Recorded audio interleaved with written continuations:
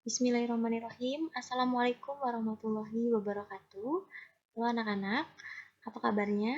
Semoga selalu sehat dan juga semangat selalu dalam melakukan eh, pelajaran jarak jauh ini. Pada kesempatan kali ini, Ibu akan menyampaikan melanjutkan materi yang sebelumnya. Kalau sebelumnya kita belajar tentang perkembangan model atom, pada pertemuan ini kita akan membahas tentang struktur atomnya sendiri, ya, yang meliputi partikel penyusun atomnya itu sendiri, kemudian kita akan membahas nomor atom dan nomor massa dan lain-lain. Dan juga kita akan membahas isotop, isobar, isoton, dan isoelektron. Dan kita juga akan membahas tentang kelimpahan isotop. Baik, kita mulai. Sebelum kita mulai, alangkah lebih baiknya kita berdoa terlebih dahulu. Berdoa dimulai. Amin. Berdoa selesai. Baik, kita langsung mulai saja ya materi pada pertemuan kali ini. Baik, pada pertemuan sebelumnya kita sudah membahas tentang perkembangan model atom. Dari mulai Dalton, kemudian Thomson, Rutherford, Bohr, dan atom modern ya. Pada kesempatan kali ini kita akan membahas tentang struktur atomnya sendiri ya. Jadi pada awalnya itu atom hanya diartikan sebagai partikel kecil yang tidak dapat dibagi-bagi lagi kan. Waktu itu atom dibilang bahwa atom itu adalah partikel kecil yang tidak dapat dibagi-bagi lagi. Tetapi dalam perkembangannya terus-menerus ternyata ditemukan bahwa atom itu masih bisa dibagi-bagi lagi, bukan bagian terkecil, ternyata masih bisa dibagi-bagi lagi ya. Katanya di sini atas 3 jenis partikel subatomik yang disebut subatomik. Jadi atom itu bukanlah bagian terkecil, ternyata ada bagian yang lain yang disebut sebagai subatomik, yaitu partikel dasar yang menyusun atom tersebut, yaitu ada proton, elektron, dan neutron. Apa sih itu proton, neutron, elektron? Kemudian bagaimana ya sifat dan ciri-cirinya? Bagaimana juga cara menentukan jumlah proton, neutron, elektron dalam suatu atom? Baik, untuk menjawab ini semua, kita akan pelajari penemu partikel subatomik. Ya, ini sebenarnya udah Ibu bahas sedikit ya sebelumnya, kita sudah Ibu sudah bahas ini, namun Ibu akan singgung lagi sedikit ya. Jadi subatomik tadi ada elektron, proton, dan neutron. Nah, penemu elektron ya ini itu ditemukan pada tahun 1897 oleh J.J. Thomson. Ya, J.J. Thomson makanya menemukan suatu teori atom seperti itu karena dia menemukan elektron ya. Dia bisa menyimpulkan bahwa adanya elektron di dalam atom itu dengan percobaan pelat katoda dan anoda yang dialiri listrik tegangan tinggi. Ini udah Ibu jelaskan ya. Jadi ada listrik aliran tinggi di sini, terus kemudian menghasilkan sinar, yaitu sinar katode. Ya, ternyata ketika diarahkan oleh medan listrik, dia dibelokkan. Oh, berarti dibelokkan. Ketika dia didekatkan dengan plat negatif, dia akan menjauh. Namun ketika dia didekatkan oleh plat positif, dia mendekat. Oh, berarti kalau seperti ini fenomenanya, berarti sinar katode ini apa? Sinar katode itu adalah suatu materi ya, suatu atom. Berarti sinar katode ini apa dong? Oh, karena dia mendekati plat positif, berarti dia kemungkinan adalah muatannya negatif ya, negatif. Karena kan positif sama negatif tarik menarik, tapi kalau negatif dengan negatif dia akan tolak menolak seperti itu. Nah, dari situ bahwa disimpulkan bahwa di dalam atom itu ada partikel lain gitu yang menyusunnya, yaitu partikel yang bermuatan negatif yang kemudian disebut oleh Thomson adalah sebagai elektron. Jadi seperti itu ya ditemukannya elektron gitu. Kemudian penemuan proton. Nah, proton ini ditemukan oleh Ege Goldstein pada tahun 1886. Dia mengemukakan bahwa dengan cara bereksperimen, itu tabung hampa bermuatan listrik dengan menggunakan lempeng katoda yang berlubang. Ya, jadi ini masih menggunakan tabung sinar katoda, namun di sini dibuat bervariasi ya, dibuat bervariasi. Jadi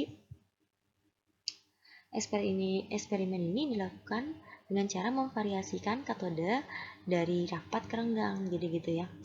Nah, jadi pada saat dibuat rapat ini, gas di belakang katode ini ya, gas di belakang katode itu dia tetap gelap, tapi ketika dibuat renggang ternyata dapat dilihat adanya pijaran gitu. Hal ini menunjukkan bahwa adanya sinar yang menerobos katode sehingga gas di belakang menjadi berpijar ya. Jadi ada sinar yang menembus katode sehingga di belakang katode itu dia berpijar. Nah, sinar ini nanti disebut sinar katode atau sinar yang bermuatan positif. Maka disebut sinar positif ini disebut sebagai proton. Juga massa partikel bermuatan positif itu kira-kira 1837 kali dari massa elektron. Jadi lebih besar ya dibanding dengan elektron. Jadi proton itu ingat-ingat dia bermuatan positif ya. Kemudian penemu neutron. Neutron ditemukan oleh James Chadwick pada tahun 1932. Nah, ini eksperimennya, gambarannya. Jadi eksperimennya Chadwick itu dia menembakkan partikel alfa kepada plat berilium. Ketika dia menembakkan partikel alfa ke plat berilium, dia menghasilkan suatu sinar ya, suatu jadi berilium ini memancarkan suatu partikel yang punya daya tembus tinggi dan tidak dipengaruhi oleh medan listrik. Kalau tadi kan sinar katode ya, dia ketika didekatkan medan listrik itu kan dia ada yang mendekat ke arah medan listrik positif, kemudian menjauh kepada medan listrik negatif. Namun percobaannya Chadwick ini ternyata ketika dia menembakkan partikel alfa kepada plat berilium, dia menemukan bahwa adanya pancaran suatu partikel dari sini yang tidak dipengaruhi oleh medan listrik. Oh, berarti kalau seperti ini dapat disimpulkan oleh Chadwick bahwa partikel inti jadi neutron itu adalah partikel yang tidak bermuatan. Gitu ya. Jadi elektron dia muatannya negatif, proton muatannya positif, neutron muatannya negatif. Tidak bermuatan, netral atau kita sebut netral. Atau bisa kita lihat di bagian ini ya. Bisa kita lihat di bagian ini bahwa proton itu bisa dilambangkan dengan P. Neutron dilambangkan dengan N kecil, elektron ditambahkan dengan E. Kalau kita lihat dari masanya sini, elektron jauh lebih kecil dibanding yang lain. Proton dan neutron itu dia sama ya. Sama masanya. Kalau elektron itu lebih kecil. Jadi perbandingan dengan massa proton, perbandingan dengan massa proton, poin 1, proton 1, neutron 1. Nah, si elektron ini 1 per 1830 gitu. Satuannya kalau kita lihat dari muatan satuannya, proton itu muatan positif ya tadi ya. Proton muatannya positif, neutron netral, elektron negatif. Atau kalau kita lihat muatan kolomnya dia seperti ini ya. Ya, jadi bisa kita lihat jadi kalau di dalam atom ya, di dalam atom susunannya seperti ini. Pada inti atom itu di tengah ya. Jadi kan atom itu ada disusun dari inti dan kulit ya. Jadi pada inti atom itu terdapat proton dan neutron. Dan pada kulit itu ada elektron. Jadi inti atom itu disusun atas proton dan neutron. Proton dan neutron adanya di inti atom. Dan kulit atom disusun atas elektron yang mengitari inti atom ya. Jadi elektron ada di kulit atom gitu ya. Oke. Atom-atom zaman dulu itu dia disimbolkan mengalami perkembangan ya. Ada yang menyimbolkan dengan simbol-simbol tertentu, nanti kalian bisa lihat ya. Nah, untuk memudahkan, unsur itu kan banyak ya. Unsur itu banyak sekali. Untuk memudahkan itu dibuatkan suatu notasi atom ya. Atau ini nanti kita pelajari, ini namanya sistem periode unsur. Ini adalah kumpulan dari unsur-unsur atom-atom yang telah ditemukan. Nanti kita pelajari lebih lanjut ya. Jadi atom itu bisa disimbolkan ya, bisa disimbolkan seperti ini. Atom itu ada hidrogen, litium, barium, natrium, magnesium, kalsium, kalium, dan lain-lain ya. Ini biar mudah, jadi disimbolkan, dibuat notasi. Bisa digambarkan notasi seperti ini ya. Jadi ini yang huruf-huruf ini adalah lambang unsur. Nah, di bagian bawah itu sering disebut sebagai nomor atom. Nah, yang di atas ini disebut sebagai nomor massa. Namun pada sistem periode unsur nanti akan berbeda-beda ya susunan kayak seperti ini, teman. Normalnya seperti ini. Nggak usah bingung ya, nanti ada keterangannya kalau di sistem periode unsur. Cuma ini notasinya seperti ini, dan di bawahnya itu biasanya nama unsurnya, nama lengkapnya ya. Kalau ini mungkin bisa disebut sebagai nama inisialnya ini nama lengkapnya gitu ya. Nah, kita akan bahas lebih lanjut nih, bagaimana menentukan nomor atom, nomor massa, proton, neutron, elektron, dan lain-lain. Bagaimana kita menentukannya, kita akan pelajari. Baik, untuk menentukan nomor atom dan nomor massa itu tadi sama, yang penting kita udah tahu nih ya, simbol atom, notasi atom, atau sama aja ya, simbol atom, notasi atom seperti ini ya. Jadi yang ini lambang unsur, yang tadi yang kayak AG tadi, yang di bawah sini dia nomor atom, menjelaskan nomor atom, yang di atas dia menjelaskan nomor massa. Nah, nomor atom untuk atom yang netral dia itu sama dengan jumlah proton dan elektronnya. Kenapa bisa sama dengan proton dan elektronnya pada atom yang netral? Netral itu dia nanti di sini tidak ada muatannya ya. Nanti ada muatannya, beda lagi. Jadi kalau misalnya atomnya netral, tidak punya muatan, itu jumlah proton dan elektronnya sama. Artinya kenapa? Artinya pada atom yang netral jumlah proton dan elektronnya itu sama. Makanya dia akan sama dengan nomor atom. Nah, yang di atas ini nomor massa. Nomor massa juga bisa dicari. Ya, bisa dicari dari jumlah proton dan neutron ya. Proton dan neutron ya. Ini jadi jumlah proton atau nomor atom itu bisa dicari, nomor massanya ditambahkan dengan neutron. Neutron dari mana? Neutron bisa kebalikannya. Jadi jumlah neutron itu adalah pengurangan dari massa atom dan juga nomor atom. Jadi ini jangan bingung, diingat-ingat. Ya, nanti kita lihat contoh soalnya. Nah, jadi contoh penulisan notasinya seperti ini ya. Misalnya di sini ada unsur atau atom hidrogen, lambang unsurnya itu H. Biasanya dia lambang unsur itu biasanya di sini, depan sini ya. Kalau dia awalnya hurufnya hidrogen, dia biasanya lambang unsurnya juga H gitu ya, sama mengikuti yang depannya. Nah, ini punya nomor atom 1, nomor massa 1, jumlah proton 1, jumlah neutron 1. Bisa kita gambarkan seperti ini. Nomor atom kan ini ya, sama. Nomor massa yang di atasnya sini. Jumlah proton juga di sini, sama kayak nomor atom. Jumlah neutronnya 0, karena 1 dikurangi 1, 0 gitu kan. Karena jumlah neutron itu dicari dari nomor massa dikurangi nomor atom gitu kan. Nitrogen bisa dilihat di sini disimbolkan dengan N. Nomor atomnya 7, nomor massanya 14, jumlah protonnya 7, jumlah neutronnya 7. Bisa kita notasikan seperti ini ya. Nah, dan lain-lain juga seperti itu. Cara notasinya kan seperti itu. Kalau misalnya oksigen ini juga seperti itu ya, sama notasinya. Jadi dilihat yang tadi slide sebelumnya. Misalnya contoh soalnya gini, tentukan nomor atom itu Z ya, Z itu yang bagian bawah sini kan. Nomor massa disimbolkan dengan A ya kan, tadi proton P, neutron N, dan elektronnya. Jadi tentukan nomor atom, nomor massa, proton, neutron, dan elektronnya. Misalnya contohnya di sini unsurnya atau atomnya ini ada Ag ya. Ag di sini bisa kita lihat ini nomor atomnya adalah Z, nomor masanya A.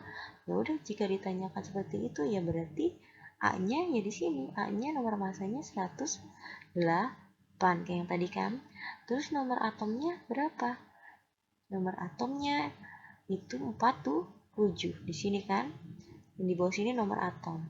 Kemudian proton sama elektron gimana? Ya sama-sama nomor atom karena dia netral di sini, tidak punya muatan, maka sama. Kalau ditanya nomor atom, proton dan elektronnya, untuk atomnya yang netral dia akan sama-sama ini ya, 47. Kemudian neutron gimana carinya? Neutron gampangnya nomor massa dikurangi nomor atom. Ya, berarti 108 dikurangi 47 yaitu 61. Itu ya. Jadi itu cara menentukan nomor atom, nomor massa, proton, neutron dan elektronnya. Nah, bagaimana kalau atomnya atau unsurnya itu bermuatan? Kalau tadi kan muatannya netral. Nah, bagaimana kalau dia punya muatan? Kalau punya muatan, nanti yang akan berbedanya saja kalau nomor atom, nomor massa, dan protonnya itu sama ya. Tapi kalau elektron itu bisa dicari kayak gini. Kalau dia ionnya punya muatannya positif, maka di sini proton dikurangi muatannya ini. Yang penting kalau di sini positif nanti dikurang. Nah, kalau dia ionnya negatif nanti ditambah. Biar lebih ngerti kita langsung aja ke soal. Contoh soalnya di sini ada Sr2+ ya. Ditanyakan sama kayak tadi nomor atom, nomor massa, neutron dan elektronnya bagaimana? Nah, jika ditanya nomor atom, nomor massa itu yang ada di atas ini ya. Nomor massa. Kalau ditanya ini Ki itu ada muatannya berapa? Oh, ini 2. Protonnya berapa? Proton tadi sama dengan nomor atom, berarti sama-sama 38. Jika ditanyakan neutron sama kayak tadi, yaitu nomor massa dikurangi nomor atom ya. 88 dikurangi 3. 88 dikurangi 38 yaitu 50.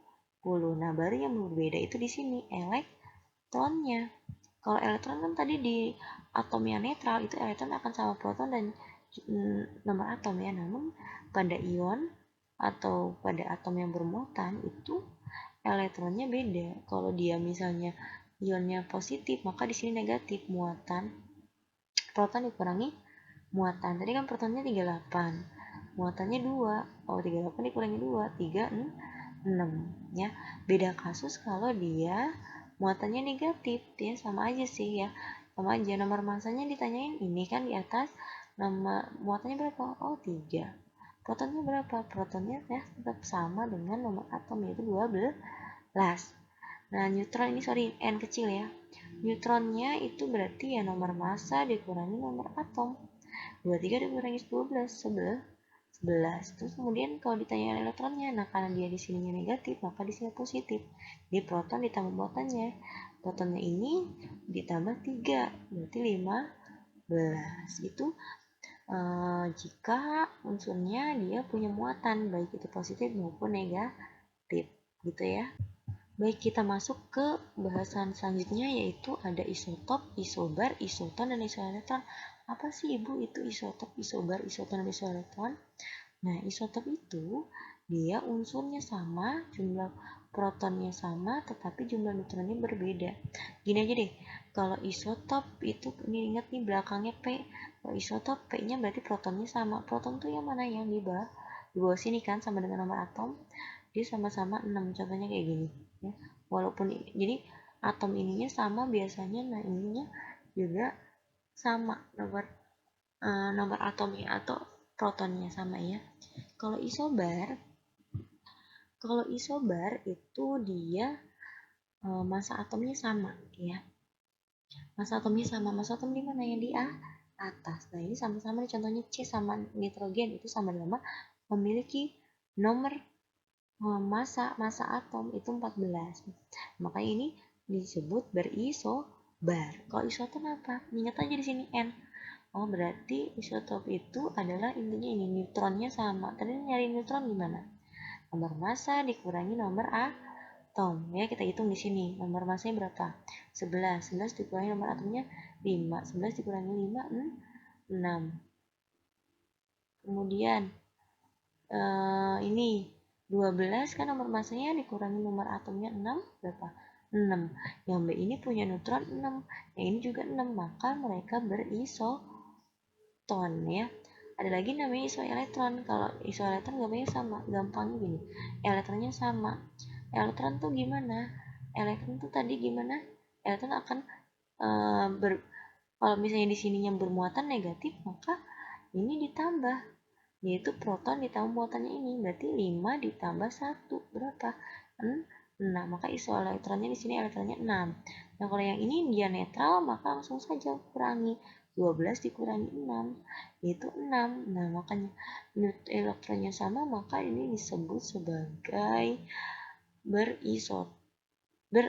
berelektron gitu ya. Itu penjelasan dari isotop, isobar, dan isoton dan isoelektron. Yang selanjutnya kita akan bahas tentang kelimpahan isotop ya. Jadi isotop itu kan tadi protonnya sama ya. Jadi tiap isotop itu dia ditemukan di alam memiliki persentase yang berbeda. Jadi persentase tiap-tiap isotop yang ditemukan itu dia disebut sebagai kelimpahan isotop ya. Kelimpahan isotop. Nah, kelimpahan isotop ini dia berkaitan dengan massa atomnya. Jadi, apabila suatu atom memiliki dua isotop, maka nanti massa atomnya itu rata-ratanya dapat ditentukan, yaitu dengan cara menjumlahkan perkalian antara massa atom isotopnya dengan kelimpahannya ya.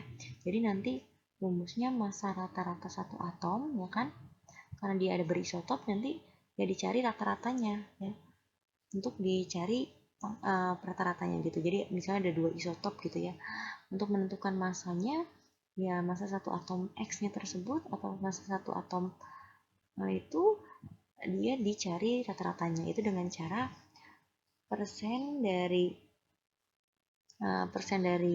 atom yang pertama ya dikali nanti sama massa atom yang pertama, kemudian ditambah persen atom yang kedua dikali massa atom yang kedua gitu. Kita bahas di sini contoh soalnya ya. Tadi rumusnya seperti itu untuk mencari massa rata-rata satu atom X ya. Di sini ada contoh soalnya. Contoh soalnya seperti ini. Unsur Seng itu Zn ya. Seng itu nanti kita pelajari lebih lanjut. Seng itu simbol atomnya seperti apa, simbol notasinya gitu ya. Unsur Seng itu terdiri soalnya unsur Seng terdiri dari 60% isotop Zn65 dan 40% isotop Zn66. Tentukan massa rata-rata atom Seng ya. Jadi Seng itu punya isotop 2 di sini katanya. Ada isotop Zn65, ada isotop ada isotop Zn66 ya. Jadi ada yang 65, ada yang 66 gitu ya. Tentukan massa rata-rata atom Seng. Nah, pakai rumus yang ini. Massa rata-rata satu atom X itu bisa juga disimbolkan dengan AR ya, AR. Nah, di sini atomnya adalah Zn. Berarti nanti masukkan persen Zn isotop yang pertama di Zn-nya Zn65 di sini kan, dikali massa atom Zn65-nya ya ini. Kemudian ditambah persen Zn yang kedua yaitu ini ya, Zn yang 66 ya, yang kedua dikali massa dari Zn yang 66 ini. Persennya tadi berapa persen? Yang pertama 60%, atau bisa kita jabarkan 60/100. 60% kan berarti 60/100 ya, biar gampang hitungnya. Nanti ini coret-coret kali bagi ya, kebagi dikali gitu kan. Ditambah yang keduanya apa? 40%, berarti 40/100. Masanya dilihat dari mana? Masanya yang ini, massa isotop yang ini ya. Oke, ini dihitung hasilnya yang ini 39, ini 26,4. Oh, didapatkan massa rata-rata satu atom X yaitu 65,4. Jadi massa rata-rata atom Seng adalah 65,4 SMA. SMA itu satuan massa atom. Nah, nanti makanya ini yang massa yang sering dituliskan di massa yang sering dituliskan pada sistem periode unsur pada unsur Zn ini, yaitu di sini biasanya nomor massanya, nomor massa rata-ratanya udah ditulis di sini seperti itu. Itu cara menghitung kelimpahan atom, yaitu kelimpahan atom mencari massa rata-rata satu atom. Baik, gitu ya. Paham? Mudah-mudahan paham ya. Terima kasih, mungkin cukup sekian yang bisa Ibu sampaikan. Salahnya mohon dimaafkan. Nanti Ibu akan memberikan tugas untuk kalian, ya. Nanti kalian perhatikan saja videonya, caranya seperti apa. Jika tidak paham silakan bertanya, bisa bertanya di Google Classroom, bisa bertanya di kolom komentar YouTube, atau bisa kalian kontak langsung Ibu jika kurang paham, ya. Baik, mungkin cukup sekian yang bisa Ibu sampaikan. Wabillahi taufiq wal hidayah. Wassalamualaikum warahmatullahi wabarakatuh.